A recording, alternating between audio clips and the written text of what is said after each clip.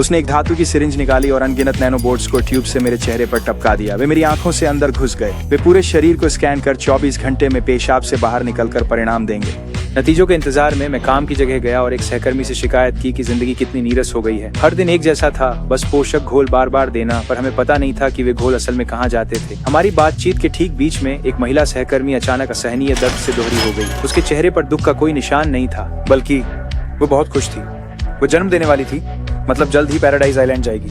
सबकी तालियों के बीच मेडिकल स्टाफ उसे प्रसव कक्ष ले गया। मैंने इस घमाघमी का फायदा उठाकर एक कंप्यूटर चिप निकाली और टेक डिपार्टमेंट को फोन करके झूठ बोला कि मेरा कंप्यूटर खराब है और उसे मरम्मत के लिए ले जाना है। मेरा सुपरवाइजर किसी काम में फंसा हुआ था, इसलिए उसने मुझे चाबी दी और खुद इंजीनियर को ढूंढने को कहा।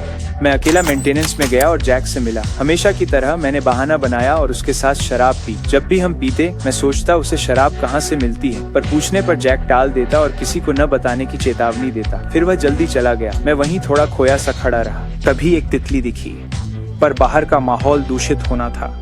वहाँ कोई जीव बच नहीं सकता था। हैरान होकर मैंने जैक की छोड़ी माचिस उठाई, तितली को उसमें रखा और फूलदान में कमरे में ले आया। मैंने अपनी प्रेमिका को सब बताया। वो चौंक गई और बोली कि खुद देखना चाहती है। तभी बड़ी स्क्रीन पर लॉटरी विजेताओं के नाम आए और वह उनमें से एक थी।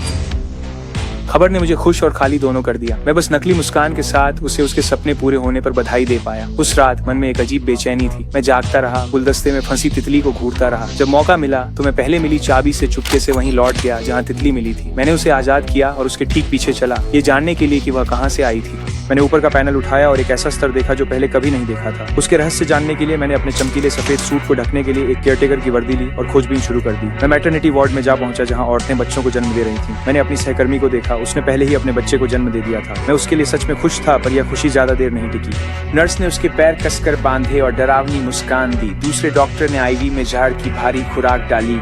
एक गंभीर दौरे के बाद महिला पैराडाइज आइलैंड पहुंच गई थी। मुझे अपनी आंखों पर विश्वास नहीं हुआ। फिर नर्स बच्चे को दूसरे कमरे में ले गई। अंदर एक महिला को देखकर मैं दंग रह गया, जो मेरी सहकर्मी जैसी दिख रही थी। इसी बीच लॉटरी जीतने वाला आदमी ऑपरेशन टेबल पर बंधा हुआ था। डॉक्टर उसके अंग निकालने की तैयारी कर रहे थे। वह अचानक बेहोशी से जागा और अपनी ताकत के बल पर ऑपरेशन रूम से बाहर निकलने के लिए संघर्ष करते हुए भागने की कोशिश करने लगा, लेकिन गार्डों ने उसके पैर में गोली मार दी और उसे मवेशियों की तरह घसीटकर अंदर ले जाया गया।